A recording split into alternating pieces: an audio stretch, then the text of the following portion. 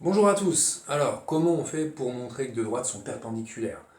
Quand on est à l'école primaire, on prend son équerre et puis on regarde s'il y a un angle droit ou pas. Quand on est au collège, on a un seul outil, parce que prendre son équerre, ça marche plus, hein, ça relève de la conjecture. L'outil, c'est le théorème de Pythagore. Alors, ça veut dire qu'il va nous falloir des distances dans cette histoire et qu'on ne les a pas forcément. Donc, quand on arrive en classe de première, on voit quelque chose de nouveau qui nous permet de travailler sur la démonstration de l'orthogonalité, de la perpendicularité, et cet outil s'appelle le produit scalaire. Alors, quand on va vouloir montrer que des droites sont perpendiculaires désormais, eh bien, il faudra s'intéresser à un produit scalaire. Alors là, je vous ai dessiné deux droites.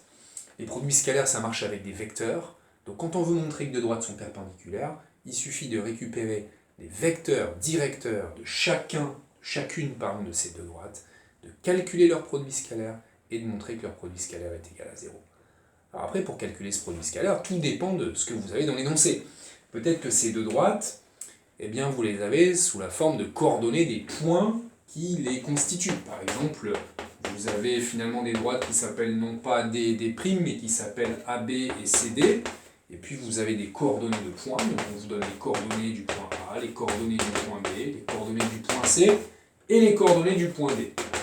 Dans ce cas-là, si la question c'est montrer que les droites sont perpendiculaires, qu'est-ce qu'il va falloir faire? Eh bien, dans un premier temps, calculer les coordonnées du vecteur AB. Voilà, xb moins xa, yb moins ya. Les coordonnées du vecteur CD, et d'ailleurs on peut prendre le vecteur CD, mais on peut prendre aussi le vecteur DC.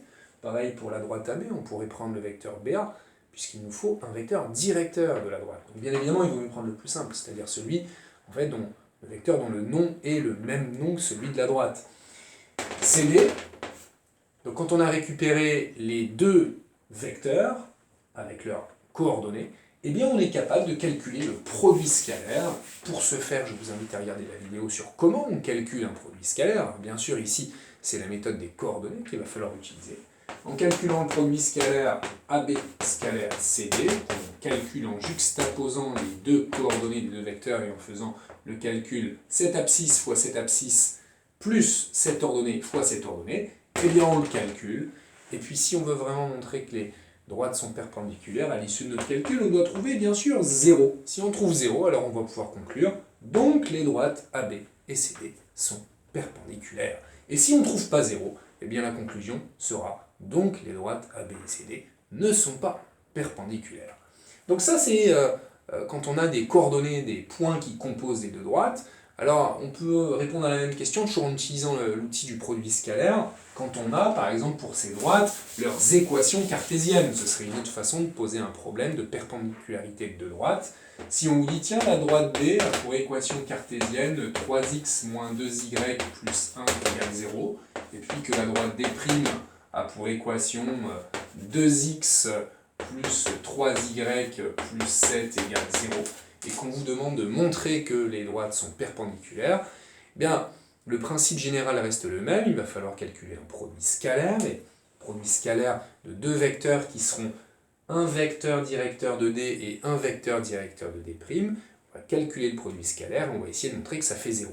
Alors par contre là, comment on fait pour trouver un vecteur directeur de chacune des droites? Bon, on se rappelle qu'un vecteur directeur d'une droite, quand on connaît son équation cartésienne, une de ces équations cartésiennes, de la forme ax plus by plus c égale 0, eh bien on a tout de suite un vecteur directeur qui est de la forme moins ba. C'est-à-dire que ici on a b égale moins 2, donc moins b ça va nous donner 2, et puis ici on a a égale 3, donc 2, 3, c'est un vecteur directeur de la droite D. Même chose pour la droite D', si on appelle V un vecteur directeur de la droite D', alors V aura pour coordonnées, moins BA ici va nous donner moins 3, 2.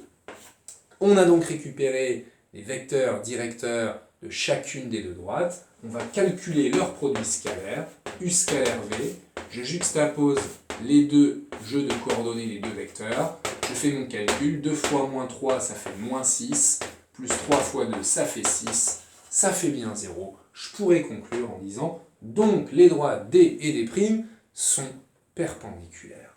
On se rappelle aussi que si on oublie la petite relation avec le moins BA, on peut facilement avoir un vecteur directeur d'une droite quand on a son équation cartésienne en passant par l'équation réduite.